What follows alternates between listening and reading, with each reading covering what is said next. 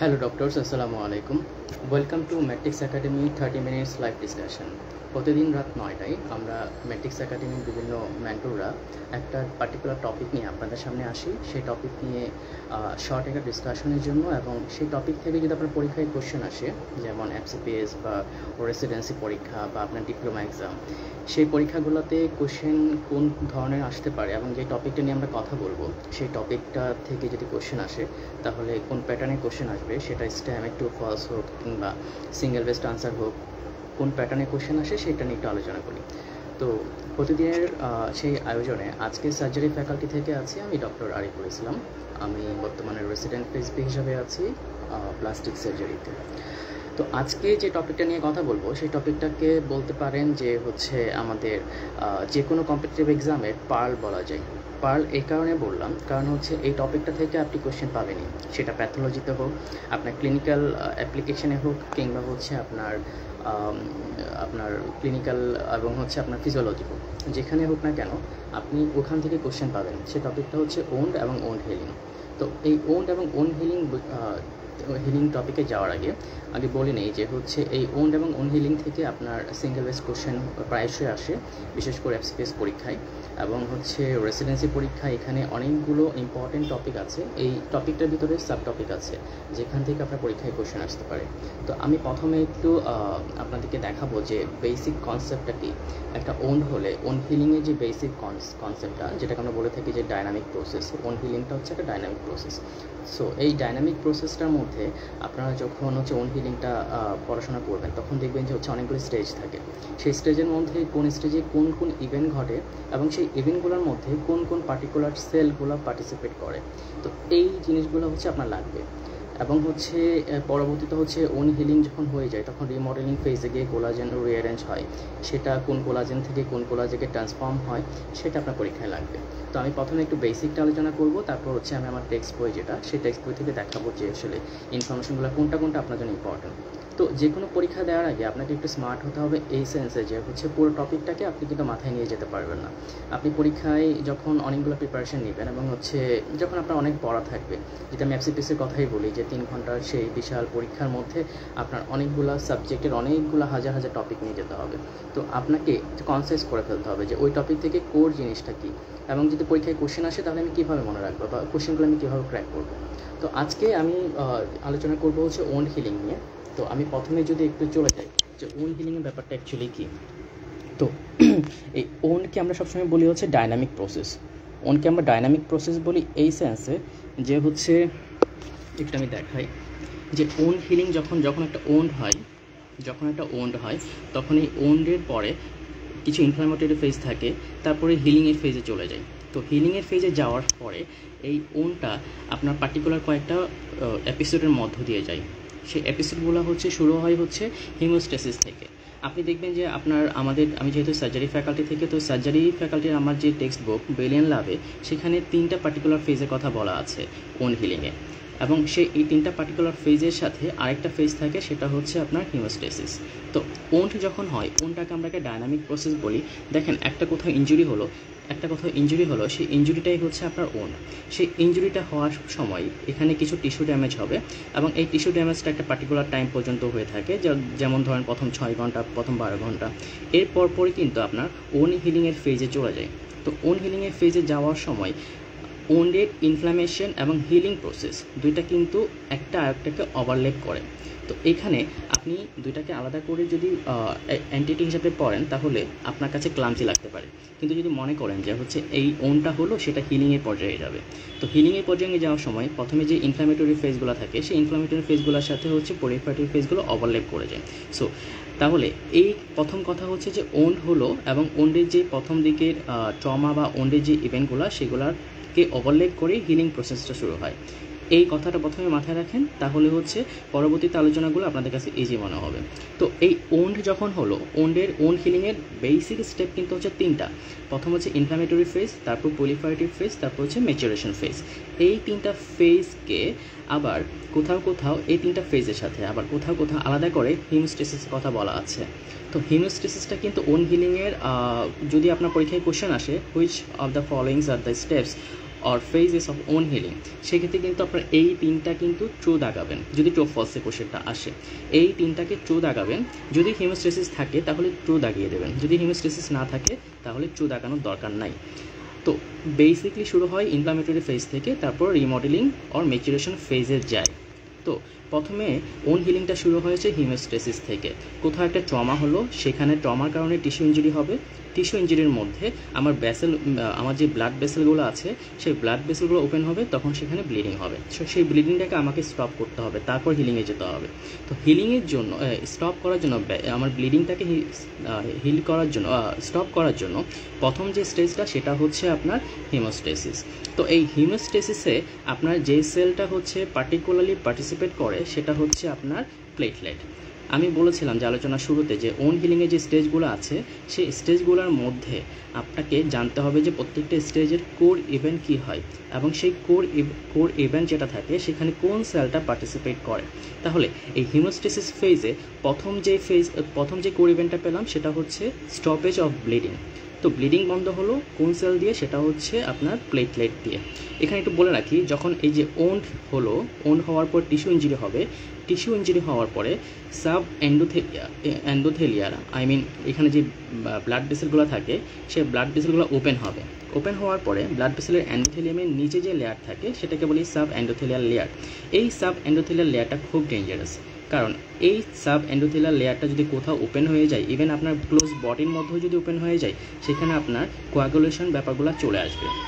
তো এই কোয়াগুলেশন ব্যাপারটা দিয়েই প্রথমে হচ্ছে ওন হিলিংয়ের যে ব্লিডিংটা সেটা বন্ধ হয়। ওন হিলিংয়ের প্রথম স্টেজ আমি বলছি যে কোনো বই কিন্তু হিমোস্টেসিসকে ধরা হয় ওন হিলিংয়ের স্টেপ হিসাবে, কোনো বইতে ধরা হয় না। সো ধরলাম যে ওন হিলিংয়ের প্রথম স্টেজ হচ্ছে হিমোস্টেসিস। তাহলে হিমোস্টেসিসে পার্টিসিপেট করলো হচ্ছে আপনার প্লেটলেট, এবং যে ইভেন্টটা হলো সেটা হচ্ছে আমার ব্লিডিংটা বন্ধ হলো। তাহলে আমি যদি বলি যে এই হিমোস্টেসিসে করতে গিয়ে প্লেটলেট যেটা হয়, এই যে এন্ডোথেলিয়ার কোলাজেন যেটা ওপেন হয়, সেই এন্ডোথেলিয়ার কোলাজেনটা হচ্ছে অনেক বেশি স্টিকি ফর দ্য প্লেটলেট। ওখানে সাব এন্ডোথেলিয়ার কোলাজেন ওপেন হওয়ার পরে ওখানে কিছু ক্লোজ অ্যাটাচমেন্ট হয় আপনার প্লেটলেট এবং হচ্ছে এন্ডোথেলিয়ামের মধ্যে, তখন এখানে প্লেটলেট প্ল্যাগ ফর্ম হয়, যেটাকে আমরা বলি primary hemostatic plug or platelet plug. এই প্রাইমারি হিমোস্ট্যাটিক প্ল্যাগ বা প্লেটলেট প্ল্যাগ ফর্ম হওয়ার পরে এই জায়গার যে ব্লিডিংটা আছে সেটা বন্ধ হয়ে গেল। তাহলে এক নম্বরে ওন হিলিংয়ের প্রথম স্টেজ পেলাম হচ্ছে হিমোস্টেসিস, এখানে যে ইভেন্টটা হয় সেটা হচ্ছে স্টপেজ অফ ব্লিডিং, এবং যেই সেলটা পার্টিসিপেট করে সেটা হচ্ছে আপনার প্লেটলেট, এবং এই প্লেটলেটটা যেই ইভেন্টটা বা যে ফেনোমেনা দিয়ে হচ্ছে ব্লিডিংটা বন্ধ করে সেটা হচ্ছে প্রাইমারি হিমোস্ট্যাটিক প্ল্যাগ। ওকে, এখানে প্লেটলেট আরও একটা ইম্পর্টেন্ট ভূমিকা পালন করে, সেটা হচ্ছে প্রাইমারি হিমোস্ট্যাটিক প্ল্যাগ ফর্ম করে তো সে ব্লিডিংটা বন্ধ করে দিল, কিন্তু এখানে সে কিছু গ্রোথ ফ্যাক্টর রিলিজ করে, যেমন হচ্ছে platelet derived growth factor, epidermal growth factor, এইভাবে বা ভাস্কুলার এন্ডোথেলিয়ার গ্রোথ ফ্যাক্টর, এইভাবে কিছু গ্রোথ ফ্যাক্টর সে রিলিজ করে। আপনারা যদি দেখেন যে ফিজিওলজির কথা যদি রিকল করেন তাহলে দেখবেন হচ্ছে এই প্লেটলেটের যদি আমি ফিজিওলজি পড়ি তাহলে এই প্লেটলেটের ভিতরে অনেকগুলো গ্র্যানিউলস থাকে, সেই গ্র্যানিউলসের মধ্যেই কিন্তু এই ফ্যাক্টরগুলো রিজার্ভ থাকে। যখন এই প্লেটলেট অ্যাক্টিভ হয়ে যায় সেই গ্র্যানিউলগুলো হচ্ছে ওপেন আপ হয়ে যায় এবং হচ্ছে তারা হচ্ছে এই ওন্ডের আশেপাশে চলে আসে, তখন এই ফ্যাক্টরগুলো এখানে কিছু পার্টিকুলার কাজ করে। যেমন বলেছিলাম হচ্ছে platelet derived growth factor and হচ্ছে আপনার এপিডার্মাল গ্রোথ ফ্যাক্টর। এই গ্রোথ ফ্যাক্টরগুলো এই হিলিংয়ের জন্য আমার পরবর্তীতে যে হচ্ছে ম্যাট্রিক্স ম্যাটেরিয়াল লাগবে সেই ম্যাট্রিক্স ম্যাটেরিয়াল ডেপোজিশনে হেল্প করে। আরেকটা হচ্ছে বলেছিলাম ভাস্কুলার এন্ডোথেলিয়ার গ্রোথ ফ্যাক্টর, এইটা খুব ইম্পর্টেন্ট। এই ভাস্কুলার এন্ডোথেলিয়ার গ্রোথ ফ্যাক্টরটা আপনার ভেসেলের উপরে কাজ করে। এই দেখেন এই ভেসেলের উপরে কাজ করে দুইটা কাজ করে, সেটা হচ্ছে ভেসেলকে ডাইলেট করে এবং হচ্ছে ভেসেলের পারমিয়াবিলিটি বাড়ায়। এই দুটা কথা একটু মনে রাখেন যে আমার প্লেটলেট থেকে যেই ভাস্কুলার এন্ডোথেলিয়ার গ্রোথ ফ্যাক্টরটা বের হলো সেটা হচ্ছে দুইটা কাজ করে, বেসিকলি দুইটা কাজ করে, আরও অ্যাসোসিয়েটেড এডিশনাল কাজ আছে কিন্তু বেসিকলি হচ্ছে দুইটা কাজ করে। প্রথম কাজ হচ্ছে যে সে ভেসেলটাকে ডাইলেট করে, সেকেন্ড কথা হচ্ছে ভেসেলের এন্ডোথেলিয়ামকে অ্যাক্টিভ করে ভেসেলের পারমিয়াবিলিটি বাড়ায়। এখন আমার বডিতে ফিজিওলজিক্যাল কন্ডিশন আর প্যাথোলজিক্যাল কন্ডিশন কোনো কিছুই এমনি হবে না, তাহলে এই যে ভেসেলের উপর কাজ করলো তার একটা সিগনিফিকেন্স থাকবে।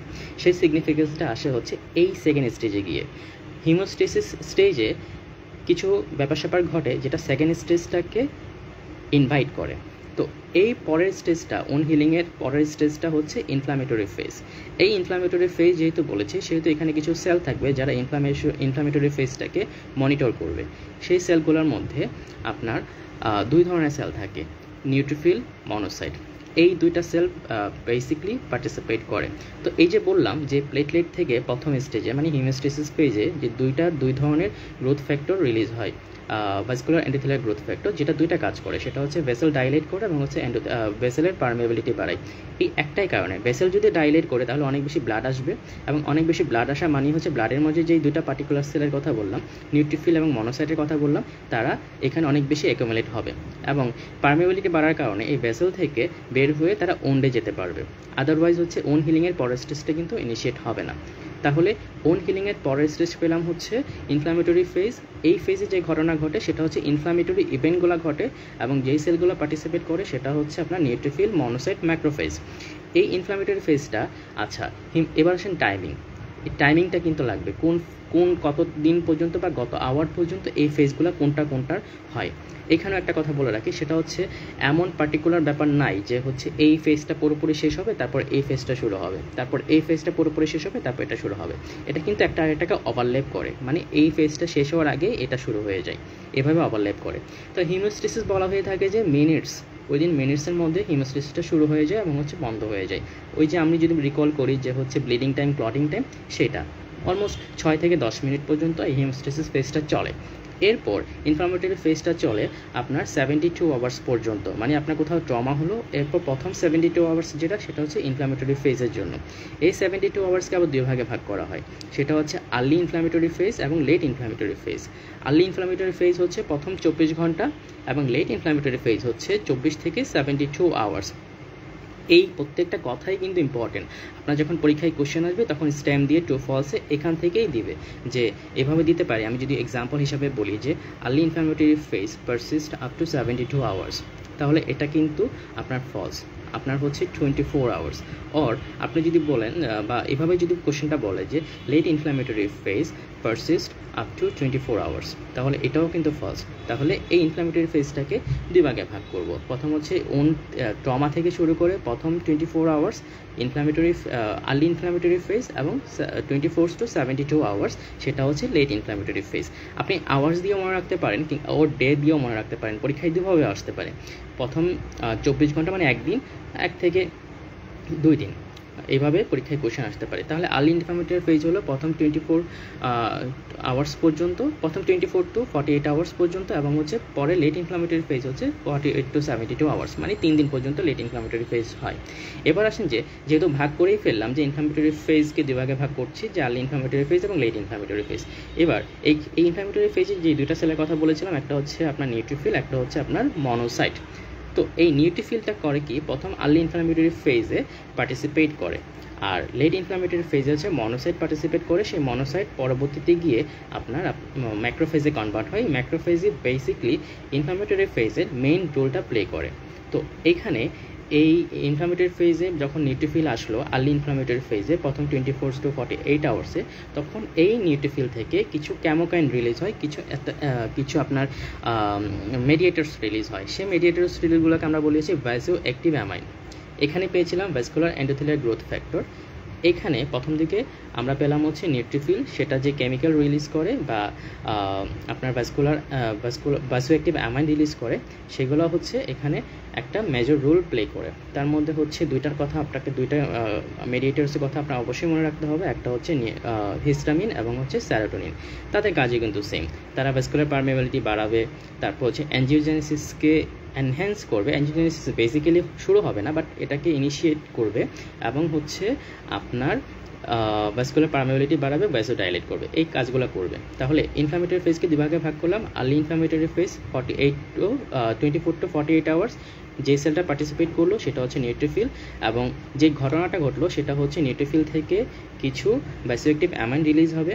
নাম যদি মনে রাখতে বলি সেটা হচ্ছে হিস্টামিন, সেরোটোনিন, এবং সেটা হচ্ছে আপনার ভেসেলের উপরে কাজ করবে, করে নিউট্রোফিলকে অ্যাক্টিভ করবে, নিউট্রোফিল মনোসাইটকে অ্যাক্টিভ করবে। মনোসাইট যখন অ্যাক্টিভ হয়ে গেল তখনই লেট ইনফ্লামেটরি ফেজটা শুরু হয়ে গেল কিন্তু 48 আওয়ার্স থেকে 72 আওয়ার্স। সেই মনোসাইট গিয়ে যখন টিস্যুতে সে যাবে মনোসাইট, এই যে ভেসেল থেকে বের হয়ে টিস্যুতে যখন যাবে তখনই সে ম্যাক্রোফেজে কনভার্ট হয়ে যাবে। ম্যাক্রোফেজে কনভার্ট হয়ে গিয়ে ইনফ্ল্যামেটরি ফেজের আসল খেলাটা শুরু হয়ে যাবে। এবার সেখানে হচ্ছে এখানে যে ইনফ্ল্যামেশনটাকে সেটাকে প্রিভেন্ট করবে, ওনকে ডেব্রাইড করবে। কীভাবে ডেব্রাইড করবে? সেটা হচ্ছে ফ্যাগোসাইটোসিস করবে। ফ্যাগোসাইটোসিসটা শুরু হয়ে যাবে, অ্যাঞ্জিওজেনেসিস শুরু হয়ে যাবে। তাহলে কোর কথা এবার যদি আমি বলি যে ইনফ্ল্যামেটরি ফেজের মেইন কথা হচ্ছে ইনফ্ল্যামেশনটাকে প্রিভেন্ট করা বা ইনফ্ল্যামেশনটাকে হচ্ছে কনসিল করা এবং হচ্ছে ওনটাকে রেডি করা হিলিংয়ের জন্য। ওকে, এই 72 আওয়ার্স পরে ইনফ্ল্যামেটরি ফেজটা যখন শেষের দিকে চলে গেল তখন কিন্তু প্রলিফারেটিভ ফেজ শুরু হয়ে গেল। এখন বলতে পারেন যে হচ্ছে কোনো ওন তো হিল হয় না, সেক্ষেত্রে প্রলিফারেটিভ ফেজের কী অবস্থা? সেক্ষেত্রে হয় কি যে ইনফ্ল্যামেটরি ফেজটা যখন ম্যাক্রোফেজের তো একটা নির্দিষ্ট ক্যাপাবিলিটি আছে যে ও এতটুকু পর্যন্ত ওনকে কমবেট করতে পারে, কিন্তু কোনো কারণে যদি ওই অ্যাবিলিটি এক্সিড করে যায়, যেমন ধরুন এখানে ওনটা অনেক আনহেলদি হয়ে আছে, আমি প্রপার স্টেরাইল এনভায়রনমেন্ট দিতে পারছি না, কিংবা পেশেন্টের নিউট্রিশনাল স্ট্যাটাস খারাপ, সেক্ষেত্রে কিন্তু ইনফ্ল্যামেটরি ফেজটা আরও প্রলং হবে, প্রলিফারেটিভ ফেজটা আসবে না। তো ওন হিলিংয়ে যে কথাবার্তাগুলো আছে সেটা হচ্ছে একটা হেলদি ওন হিলিং কীভাবে হয়, অ্যাবনর্মাল বা অ্যাপারেন্ট ওনগুলো সেটা এই আলোচনায় আসবে না। সো যখন আপনি প্রত্যেকে আপনার মাথায় কোশ্চেনটা আসবে তখন হচ্ছে আপনি এইভাবে নিজেকে বোঝাই নেবেন যে হচ্ছে এটা নর্মাল ওন হিলিংয়ের প্রসেস, অ্যাবনর্মাল ওন হিলিংয়ের প্রসেস এটা অ্যাপারেন্ট হবে। যেমন ইনফ্ল্যামেটরি ফেজটা প্রলং হতে পারে, প্রলিফারেটিভ ফেজটা আরও লেট হতে পারে, এই জিনিসগুলো। তাহলে ইনফ্ল্যামেটরি ফেজ আমি 72 আওয়ার্স পর্যন্ত ক্রস করলাম, ট্রমা থেকে শুরু করে 72 আওয়ার্স মানে 3 দিন। এরপরে 3 দিন পরে মানে 72 আওয়ার্স পরে প্রলিফারেটিভ ফেজ চলে আসলো। এই প্রলিফারেটিভ ফেজে কিন্তু অনেক সুন্দর একটা ঘটনা ঘটে, সেটা হচ্ছে এই যে আমি বললাম ম্যাক্রোফেজ আসলো ইনফ্ল্যামেটরি ফেজের শেষের দিকে। ম্যাক্রোফেজ এসে কী করলো? ওনটাকে ডেব্রাইড করলো, তারপর হচ্ছে ফ্যাগোসাইটোসিস করলো, অ্যাঞ্জিওজেনেসিস করা শুরু করে দিল। তখন সে একটা কাজ করে, সেটা হচ্ছে এই প্রলিফারেটিভ ফেজের যে সেলটা থাকে সেই সেলটাকে অ্যাক্টিভ করে। সেই সেলটা হচ্ছে ফাইব্রোব্লাস্ট। প্রলিফারেটিভ ফেজে মেইন রোলটা প্লে করে ফাইব্রোব্লাস্ট। তাহলে এখানে ম্যাক্রোফেজ কিন্তু অ্যাক্টিভ করছে ফাইব্রোব্লাস্টকে। এটাও কিন্তু একটা পরীক্ষার কোয়েশ্চেন যে ফাইব্রোব্লাস্ট কীভাবে অ্যাক্টিভ হয়। Fibroblast is activated by macrophage. Okay, এখানে ফাইব্রোব্লাস্ট আসার পরে ফাইব্রোব্লাস্ট তখন করে কি, সে কিছু গ্রাউন্ড সাবস্টেন্স রিলিজ করা শুরু করে, প্রোডাকশন ও রিলিজ করা শুরু করে। সেই গ্রাউন্ড সাবস্টেন্সগুলো হচ্ছে গ্লাইকোসামিনোগ্লাইকেন্স, প্রোটিওগ্লাইকেন্স, কোলাজেন, এই জিনিসগুলো। তো এই গ্রাউন্ড সাবস্টেন্সগুলো যখন আসা শুরু হয় তখন হচ্ছে ওনটা ওনের যেই কোলাজেনগুলো থাকে, তারপর হচ্ছে এক্সট্রাসেলুলার ম্যাট্রিক্সগুলো যেগুলো থাকে সেগুলো হচ্ছে প্রলিফারেটেড হওয়া শুরু করে, এবং এই ফাইব্রোব্লাস্ট থেকে আবার গ্রোথ ফ্যাক্টরও রিলিজ হয়। সব কিছু মিলাইয়ে এই ওনের যে গ্যাপটা থাকে সেটা প্রলিফারেশন হওয়া শুরু করে, এবং হচ্ছে এই গ্যাপটা আপনার রিফিল হওয়া শুরু করে, মানে গ্যাপটা হিল হইতে থাকে। তো এখন এই যে হিল হলো, এখানে ফাইব্রোব্লাস্ট একটা ইম্পর্টেন্ট রোল প্লে করে। এখানে একটা ঘটনা ঘটে, সেটা হচ্ছে granulation tissue. Granulation tissue proliferative ফেজে চলে আসে। তাহলে এখন এখান থেকে যদি আপনার পরীক্ষায় কোশ্চেন আসে সিঙ্গেল বেসড যে granulation tissue appears in which stage of wound healing, তাহলে কিন্তু পরীক্ষায় আসবে যে proliferative phase, or which one is the predominant contributor for granulation tissue, সেটাও কিন্তু ম্যাক্রোফেজ। আনসার হচ্ছে ম্যাক্রোফেজ। অ্যান্ড এরপরে এইখানে যে গ্র্যানুলেশন টিস্যুর কথা বললাম, আপনি মনে রাখবেন পরীক্ষায় আপনি যখন যে কোনো পরীক্ষায় বসবেন তখন গ্র্যানুলেশন টিস্যু নিয়ে যখন কোশ্চেন আসবে তখন গ্র্যানুলেশন টিস্যুটা একটু জেনে নেবেন যে গ্র্যানুলেশন টিস্যুটা অ্যাকচুয়ালি কী। সেটা হচ্ছে পিঙ্ক ভ্যালভিটি ইমমেচিওর টিস্যু, যেটার মধ্যে থাকে হচ্ছে আপনার ইমমেচিওর ব্লাড ভেসেল এবং হচ্ছে আপনার বিভিন্ন ধরনের ইনফ্ল্যামেটরি সেলস। এবং এই গ্র্যানুলেশন টিস্যুটার কিছু ফিজিক্যাল ক্যারেক্টারিস্টিক্স থাকে, কিছু হিস্টোলজিক্যাল ফিচার থাকে। ফিজিক্যাল ক্যারেক্টারিস্টিক্স হচ্ছে এই গ্র্যানুলেশন টিস্যুটা হচ্ছে পিঙ্ক কালার হয়, ভ্যালভিটি হয়। আপনি যখন গ্র্যানুলেশন টিস্যুকে টাচ করবেন তখন এটা ব্লিড করবে, ব্লিড অন টাচ। কেন? কারণ এখানে ব্লাড ভেসেল ক্রিয়েট হয়েছে, বাট ব্লাড ভেসেলগুলো তো ম্যাচিওর না, ইমম্যাচিওর ব্লাড ভেসেল। এই জন্য যখন হিস্টোলজিক্যাল ফিচারে চলে যাবেন তখন দেখবেন যে গ্র্যানুলেশন টিস্যুর কম্পোজিশনের মধ্যে আছে ইমম্যাচিওর ব্লাড ভেসেল। তাহলে এখান থেকে আপনাকে গ্র্যানুলেশন টিস্যু সম্পর্কে একটু জানতে হবে। সো ফিজিক্যাল ক্যারেক্টারটা বললাম, আর হচ্ছে হিস্টোপ্যাথোলজিক্যাল ক্যারেক্টারিস্টিক্সটাও বললাম। এরপর যখন প্রলিফারেটিভ ফেজের শেষের দিকে চলে যায় তখন হচ্ছে এই ফাইব্রোব্লাস্টটা কিন্তু কোনো ক্ষেত্রে মায়োফাইব্রোব্লাস্টে কনভার্ট হয়। সেটা ডিপেন্ড করে আপনার বডির কোথায় ওন হিলিংটা হচ্ছে। কিছু পার্টিকুলার জায়গায় মায়োফাইব্রোব্লাস্টের আপনার প্রোডাকশন হয়। সেই মায়োফাইব্রোব্লাস্টের একটা প্রপার্টি হচ্ছে তার কন্ট্রাক্টাইল প্রপার্টি আছে। যেহেতু আমি বলেছিলাম হচ্ছে মাসেলের নামের মধ্যে মায়োফাইব্রোব্লাস্ট, দ্যাট মিনস মাস্কুলার কম্পোনেন্ট। এরপর এই ফেজটা, এই ওন হিলিংয়ের এই ফেজটা থাকে হচ্ছে আপনার 3 দিন থেকে, মানে 72 আওয়ার্স থেকে 3 উইকস পর্যন্ত। কোনো কোনো বইয়ে থাকে 2 to 4 উইকস।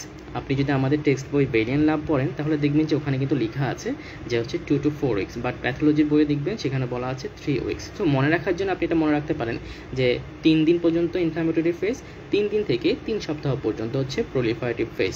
তাহলে এখন যদি আমি কনসাইজ করি যে প্রলিফারেটিভ ফেজটা শুরু হয় 3 দিন থেকে এবং পারসিস্ট করে মেবি 3 উইকস, আবার একটা রেঞ্জে মনে রাখতে চাইলে 2 to 4 উইকস। ওকে, এখানে যে সেলটা কন্ট্রিবিউট করে সেটা হচ্ছে আপনার ফাইব্রোব্লাস্ট। ফাইব্রোব্লাস্টটা একটা স্পেশাল, সে একটু স্পেশালি কনভার্ট হয়ে মাইক্রোফাইব্রোব্লাস্টে কনভার্ট হতে পারে। তার মানে ফাইব্রোব্লাস্ট এবং মায়োফাইব্রোব্লাস্ট দুইটা সেলকেই দেখা যায় সেটা হচ্ছে প্রলিফারেটিভ ফেজে। এরপর এই ফেজে যে ঘটনাটা ঘটে সেটা হচ্ছে ফাইব্রোব্লাস্ট এবং ফাইব্রোব্লাস্ট থেকে বেসিকলি গ্রাউন্ড সাবস্টেন্স রিলিজ হয়, সেটা হচ্ছে হিলিংয়ে হেল্প করে। এবং এখানে একটা ইম্পর্টেন্ট ব্যাপার ঘটে সেটা হচ্ছে গ্র্যানুলেশন টিস্যু।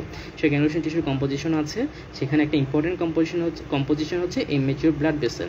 ওকে, এখানে কিন্তু আরেকটু যদি পরীক্ষায় কোশ্চেন ডিপে যায় যে ব্লাড ভেসেলটা কেন ইমেচিউর, কারণ ব্লাড ভেসেলে আপনি যদি হিস্টোলজি পড়েন সেক্ষেত্রে দেখবেন যে এন্ডোথেলিয়ামের পরে আপনার কিন্তু ওখানে মাসকুলার কম্পোনেন্ট আছে, সেই মাসকুলার কম্পোনেন্টটা তখন পর্যন্ত গ্রো হয় না, এই জন্য ইমেচিউর। এই জন্য কিন্তু এই গ্র্যানুলেশন টিস্যুকে ব্লিড অন টাচ হয়, কারণ আপনি যখন টাচ করলেন তখন ওখানে যে ইমেচিউর ব্লাড ভেসেলগুলো আছে সেগুলো ওপেন হইলো, ওই মাসকুলার কম্পোনেন্ট না থাকার কারণে সে কন্ট্যাক্ট করতে পারে না, সেজন্য হচ্ছে গ্র্যানুলেশন টিস্যুটা ব্লিড অন টাচ হয়। বা আপনারা যারা সার্জারি ফ্যাকাল্টিতে কাজ করেছেন তারা দেখবেন গ্র্যানুলেশন টিস্যু যখন ড্রেসিং করেন তখন একটুখানি ড্রেসিংটা তুললেই অনেক ব্লিডিং হয়, সেটা এই একটা কারণে। তাহলে পরীক্ষায় যদি খুব বেশি কোশ্চেন কঠিন আসে তাহলে পরীক্ষায় অপটিমাম কোশ্চেন আসতে পারে এই পর্যন্ত যে হচ্ছে গ্র্যানুলেশন টিস্যুর কম্পোজিশনটা কী, সেখানে immature blood vessel, okay fine.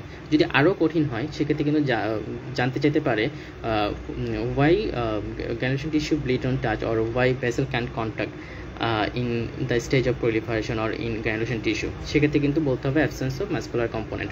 ওকে, এরপর এই 3 সপ্তাহ পর্যন্ত বা 21 দিন পর্যন্ত প্রলিফারেটিভ ফেজটা হলো, এরপর কিন্তু ম্যাচুরেশন ফেজে চলে গেল। এই ম্যাচুরেশন ফেজে হবে কি যে কিছু এদিক সেদিক হবে কোলাজেন ফাইবারের। এই প্রলিফারেটিভ ফেজে আমি বলেছিলাম গ্রাউন্ড সাবস্টেন্স ক্রিয়েট হয় এবং রিলিজ হয়। এই গ্রাউন্ড সাবস্টেন্সগুলোর মধ্যে একটা ইম্পর্টেন্ট কম্পোনেন্ট হচ্ছে আপনার কোলাজেন। সেই কোলাজেনটা ম্যাচুরেশন ফেজে বা রিমডেলিং ফেজ বলতে পারেন, সেখানে এসে রিমডেলিং হয়। প্রথম দিকে যখন ওন হিলিং হয় তখন টাইপ 3 কোলাজেন থাকে, সেই টাইপ 3 কোলাজেনটা এই ম্যাচুরেশন ফেজে এসে টাইপ 1 কোলাজেনে কনভার্ট হয়। এটা কিন্তু একটা সুন্দর এমসিকিউ সিঙ্গেল বেসড আনসার যে গ্র্যানুলেশন টিস্যুতে বা ম্যাচুরেশন স্টেজে which collagen converted by which collagen, type 3 is replaced by type 1 or type 1 is predominant. Okay, এই ম্যাচুরেশন ফেজটা আপনার শুরু হয় 3 সপ্তাহ থেকে বা 3 থেকে 4 সপ্তাহ থেকে শুরু হয়। এটা ইয়ার্স টু ইয়ার্স হতে পারে, এটার কোনো পার্টিকুলার টাইম ভেরিয়েশন নাই যে এতটুকু এজ টাইম পর্যন্ত এটা পারসিস্ট করবে। যেমন আমি যদি বলি যে হিমোস্ট্যাটিক ফেজ, আমি বলেছিলাম যে হিমোস্ট্যাসিস হওয়ার জন্য যে সময়টুকু দরকার সেই সময়টুকু এই ফেজে থাকে, প্রথম 10 মিনিট ধরা যেতে পারে ব্লিডিং টাইম ক্লটিং টাইমকে চিন্তা করে। এরপর ইনফ্ল্যামেটরি ফেজে বলেছিলাম যে হচ্ছে প্রথম 72 আওয়ার্স বা 3 ডেজ, এটা এই পিরিয়ডের মধ্যে ইনফ্ল্যামেটরি ফেজটা শুরু হবে এবং শেষ হয়ে যাবে যদি পেশেন্টের আদার অ্যাসোসিয়েটেড কন্ডিশন ওকে থাকে। আমি একটা নর্মাল ওন হিলিংয়ের ফেনোমেনা বলছি। এরপর 3 সপ্তাহ থেকে শুরু করে 3 দিন থেকে শুরু করে 3 সপ্তাহ পর্যন্ত প্রলিফারেটিভ ফেজটা চললো। এরপর 3 সপ্তাহ পরে ম্যাচুরেশন ফেজটা আসলো। এখানে কিন্তু ইনিশিয়েশনটা আছে, আপনার এন্ডিংটা নাই, কারণ ম্যাচুরেশন হচ্ছে ইয়ার্স আফটার ইয়ার্স হতে পারে। এই পুরাটাই হচ্ছে আপনার ওন হিলিংয়ের একটা জিস্ট। আপনার পরীক্ষায় কোশ্চেন ঘুরে ফিরে এই ব্যাপারগুলো থেকেই আসবে। সো আপনার যেভাবে প্রিপারেশনটা নিতে হবে সেটা হচ্ছে যে প্রত্যেকটা ফেজের কথা আলাদা করে মনে রাখতে হবে এবং এই ফেজগুলোতে কী কী ঘটনা ঘটে, কোন কোন সেল পার্টিসিপেট করে এবং এই ফেজগুলোর ডিউরেশন কখন শুরু হয় কখন শেষ হয় এবং ইম্পর্টেন্ট কোনো ইভেন্ট থাকলে সেই ইভেন্টগুলো, যেমন হচ্ছে প্রলিফারেটিভ ফেজে গ্র্যানুলেশন টিস্যুর ইভেন্টটা আছে, ম্যাচুরেশন ফেজে কোলাজেন কনভার্সনের ইভেন্টটা আছে, এই জিনিসগুলো। এবার আসেন যে আমি আমাদের বইয়ে দেখি যে আমার যে টেক্সট বই আছে সেই টেক্সট বইয়ে কী কথা বলা আছে। প্রথমে হচ্ছে ওন হিলিংটা একটা ডাইনামিক প্রসেস। প্রসেস, এটা আপনি মাথায় রাখবেন সবসময় যে ওন হিলিংটা হচ্ছে একটা ডাইনামিক প্রসেস। কারণ আপনি আমি দেখিয়েছিলাম যে ফিগারে যে ওন হিলিংয়ের যে প্রত্যেকটা স্টেজ আছে সেই স্টেজগুলো কীভাবে একটা আরেকটাকে ওভারল্যাপ করছে এবং ওখানে যে সেলগুলো আছে সেই সেলগুলো কীভাবে ডাইনামিসিটি মেনটেন করছে। তো প্রথমে বলেছিলাম হচ্ছে ওন হিলিং অ্যান্ড হিউমোস্টেসিস ফেজ। এই হিউমোস্টেসিস ফেজে যে গ্রোথ ফ্যাক্টরগুলোর কথা বলেছিলাম যে প্লেটের মধ্যে আমার যে গ্র্যানুলসগুলো থাকে সেই গ্র্যানুলসগুলো থেকে আপনার কিছু কেমোকাইন সাইটোকাইন রিলিজ হয়। এখানে আলফা গ্র্যানুলসের কথা বলা আছে। এটা যখন পড়বেন তখন ফিজিওলজির বইটা একটু উল্টাই দেখবেন যে ওখানে বিটা গ্র্যানুলসের কথাও বলা আছে। সো এটা কিন্তু ফিজিওলজির কোশ্চেন হতে পারে যে হচ্ছে alpha granules contents which is component or chemicals or beta granules contents কোন কেমিক্যালস। সো আমার ওন হিলিংয়ের জন্য আলফা গ্র্যানুলস থেকে যে কেমোকাইন বা সাইটোকাইনগুলো আছে সেগুলো ইম্পর্টেন্ট। এখানে কেমোকাইন বা সাইটোকাইনগুলোর কথা বলা আছে, আমি বলেছিলাম হচ্ছে ইম্পর্টেন্ট হচ্ছে আপনার vascular endothelial growth factor. So এই ভ্যাসকুলার এন্ডোথেলিয়াল গ্রোথ ফ্যাক্টরটা আপনার ইনফ্ল্যামেটরি হিউমোস্ট্যাটিক ফেজে শুরু হয় এবং এখানে সে কেমোস্ট্যাক্সিস এবং হচ্ছে ভ্যাসকুলার এন্ডোথেলিয়ার পারমিয়াবিলিটি বাড়ায় এবং হচ্ছে ভ্যাসোডাইলেটেশন এই ইভেন্টগুলো করে সে ইনফ্ল্যামেটরি ফেজটাকে ইনিশিয়েট করার একটা এনভায়রনমেন্ট ক্রিয়েট করে দেয়। এরপর ইনফ্ল্যামেটরি ফেজটা শুরু হয়, আমি বলেছিলাম হচ্ছে আর্লি ইনফ্ল্যামেটরি ফেজ এবং হচ্ছে late inflammatory phase. Early inflammatory phase হচ্ছে প্রথম 1 থেকে 2 দিন বা 24 to 48 আওয়ার্স দিয়ে মনে রাখতে হবে, ডে দিয়ে মনে রাখতে হবে, কারণ এই ডিউরেশনটা খুব ইম্পর্টেন্ট। এই জন্য আপনি আওয়ার্স দিয়ে মনে রাখবেন, ডে দিয়ে মনে রাখবেন, যে কোনো একটা দিয়ে মনে রাখবেন। পরীক্ষা হলে আপনি নিজের মতো করে হিসাব করে বের করে নিন, কারণ এখান থেকে কিন্তু পরীক্ষায় কোশ্চেন আসবে। সো আর্লি ইনফ্ল্যামেটরি ফেজে যে সেলটা পার্টিসিপেট করে সেটা হচ্ছে নিউট্রোফিল। এই নিউট্রোফিল কিছু ভ্যাসোঅ্যাক্টিভ অ্যামাইন রিলিজ করে যেটা হচ্ছে হিস্টামিন এবং সেরোটোনিন, যেটা আপনার ভেসেলের পারমেবিলিটি বাড়ায়। এবং পরবর্তীতে লেট ইনফ্ল্যামেটরি ফেজটা যখন শুরু হয়ে গেল 48 to 72 hours, that means 2 to 3 days letter, তখন আপনার মনোসাইট আসলো। মনোসাইট এসে পরবর্তীতে ফেগোসাইটে কনভার্ট হলো। অ্যান্ড ফেগোসাইটের মেইন রোল হচ্ছে সে ওনটাকে প্রিপেয়ার করবে, সে কিছু আপনার প্রোটিওলাইটিক এনজাইম রিলিজ করবে যেটা হচ্ছে ওন ডিব্রাইড করবে এবং হচ্ছে কিছু গ্রোথ ফ্যাক্টর রিলিজ করবে যেটা হচ্ছে ফাইব্রোব্লাস্টকে অ্যাক্টিভ করবে। দেখেন এই ওন হিলিংটা খুব মজার একটা ব্যাপার। সেই ব্যাপারটা এই কারণে মজার, একটা ফেজ আরেকটা ফেজকে প্রিপেয়ার করে দিচ্ছে অ্যান্ড হ্যান্ড ওভার করে দিচ্ছে। এখানে এই যেই হিউমোস্ট্যাটিক ফেজটা আছে সেই ফেজটা ইনফ্ল্যামেটরি ফেজটাকে প্রিপেয়ার করে দিচ্ছে ভেসেল এন্ডোথেলিয়ার পারমিবিলিটি বাড়ানোর মাধ্যমে, ভেসেল ডাইলেটেশনের মাধ্যমে, যেন আমার নিউট্রোফিল, মনোসাইট, ম্যাক্রোফেজ যার কথাই বলি না কেন তারা যেন এসে ইনফ্ল্যামেটরি ফেজটা শুরু করতে পারে। যেই মাত্র ইনফ্ল্যামেটরি ফেজটা শেষের দিকে চলে গেল তখন কিন্তু ম্যাক্রোফেজ সেম রোল প্লে করলো। সে প্রলিফারেটিভ ফেজটাকে এনহ্যান্স করার জন্য বা ইনিশিয়েট করার জন্য ফাইব্রোব্লাস্টকে রেডি করে দিল। এখানে সে রিলিজ করলো গ্রোথ ফ্যাক্টর যেটা হচ্ছে ফাইব্রোব্লাস্ট প্রলিফারেটিং গ্রোথ ফ্যাক্টর। ওকে, এরপর প্রলিফারেটিভ ফেজ চলে আসলো। বলেছিলাম যে প্রথম 3 দিন পরে তার জার্নিটা শুরু হয় এবং শেষ হচ্ছে 3 সপ্তাহ পর্যন্ত। এখানে যে রেঞ্জটা দেওয়া আছে 2 থেকে 4 সপ্তাহ সেটা মনে রাখতে হবে। আর 3 সপ্তাহ লেখা আছে আপনার প্যাথোলজি বইয়ে। তো এই প্রলিফারেটিভ ফেজটা শুরু হলো। এখানে ফাইব্রোব্লাস্ট অ্যাক্টিভ হওয়ার জন্য যে গ্রোথ ফ্যাক্টর সেটা আমি পেয়ে গেলাম। এরপরে হচ্ছে আপনার ফাইব্রোব্লাস্ট অ্যাক্টিভ হলো। সেই ফাইব্রোব্লাস্ট অ্যাক্টিভ হয়ে কিছু গ্রাউন্ড সাবস্টেন্স রিলিজ করলো। এই গ্রাউন্ড সাবস্টেন্সগুলোর কথা এখানে বলা আছে এবং এখানে গ্র্যানুলেশন টিস্যুটা প্রিপেয়ার্ড হয়। সেই গ্র্যানুলেশন টিস্যুর ফিজিক্যাল কম্পোজিশন লাগবে আর হচ্ছে আপনার হিস্টোপ্যাথোলজিক্যাল কম্পোজিশন লাগবে। এরপর এই প্রলিফারেটিভ ফেজে ফাইব্রোব্লাস্ট রেডি হলো এবং এখানে কোলাজেন ডিপোজিট হয়। বেসিকলি টাইপ 3 কোলাজেনটা এখানে ডিপোজিট হয়। পরবর্তীতে যখন ইনফ্ল্যামেটরি ফেজ, প্রলিফারেটিভ ফেজ পার হয়ে রিমডেলিং ফেজে আসলো তখন সেই টাইপ 3 কোলাজেনটা যেটা হচ্ছে প্রলিফারেটিভ ফেজে প্রিপেয়ার্ড হলো সেটা পরবর্তীতে গিয়ে টাইপ 1 কোলাজেন দিয়ে রিপ্লেসড হয়। এবং এই রিমডেলিং ফেজটা শুরু হবে হচ্ছে আমার যে প্রলিফারেটিভ ফেজটা যেখানে শেষ সেইখান থেকে, দ্যাট মিনস 3 সপ্তাহ পর থেকে। এরপর আপনার এই প্রলিফারেটিভ রিমডেলিং ফেজটা শুরু হবে হচ্ছে 2 থেকে 3 সপ্তাহ পরে। তারপর এটা কিন্তু ইয়ার্স আফটার ইয়ার্স কন্টিনিউ হতে পারে। এবং এখানে একটা ইম্পর্টেন্ট কথা হচ্ছে সেটা হচ্ছে আমি বারবার বলি যে এখানে একটা ইম্পর্টেন্ট ঘটনা ঘটে সেটা হচ্ছে কোলাজেন রিপ্লেসমেন্ট হয়। টাইপ 1 কোলাজেনটা টাইপ 3 কোলাজেনকে রিপ্লেসড করে। দ্যাট মিনস রিমডেলিং ফেজে বা আপনার যখন একটা ওন্ড হিল হয়ে গেল তখন আলটিমেটলি টাইপ 1 কোলাজেনটাই থাকে, কারণ টাইপ 1 কোলাজেনে কিছু স্পেশাল প্রপার্টি থাকে যেটা ডিউরেবল করে আমার ওনটাকে পরবর্তীতে ইনিশিয়েটিং ট্রমা থেকে। কারণ ওনটা যদি আপনার হিল হওয়ার পরে যথেষ্ট স্ট্যাবল অ্যান্ড স্ট্রেংথ ঠিক না থাকে অন্যান্য নর্মাল টিস্যুর সাথে তখন তো ওই ওন্ডের জায়গাটায় হিল আপনার রিপিটেড ট্রমা হবে। এই জন্য টাইপ 1 কোলাজেনটা এখানে হ্যান্ড ওভার নেয়। টাইপ 3 কোলাজেনকে রিপ্লেস করে। তাহলে এটা কিন্তু আপনার সিঙ্গেল বেস্ট পরীক্ষায় সিঙ্গেল বেস্ট আনসার যেটা আছে তার জন্য খুব ইম্পর্টেন্ট। ওকে, এরপরে ওন্ড হিল হয়ে গেল, ধরেন আপনার হাতের কোথাও একটা ওন্ড হলো, সেই ওন্ডটা হিল হয়ে গেল।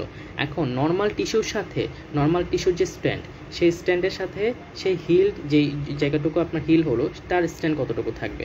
বলা হয়ে থাকে যে 12 সপ্তাহ পরে যদি আমি দেখি তাহলে 80% আমার যে ওনটা হিল হলো, যে জায়গাটায় আমার বডির যে জায়গাটায় ওন্ড হলো হিল হওয়ার পরে ওই জায়গার টিস্যু স্ট্যান্ড আমার নর্মাল টিস্যু স্ট্যান্ডের 80% থাকবে, মানে 100% কিন্তু বডির স্ট্যান্ড রিগেইন হবে না। এটাও পরীক্ষার জন্য খুব একটা ইম্পর্টেন্ট কোয়েশ্চেন, যে হচ্ছে 12 উইক্সে আপনার নর্মাল টিস্যু স্ট্যান্ড কত থাকে, হিল যে টিস্যু তার স্ট্যান্ড কতটুকু থাকে, 80% of the normal tissue stand.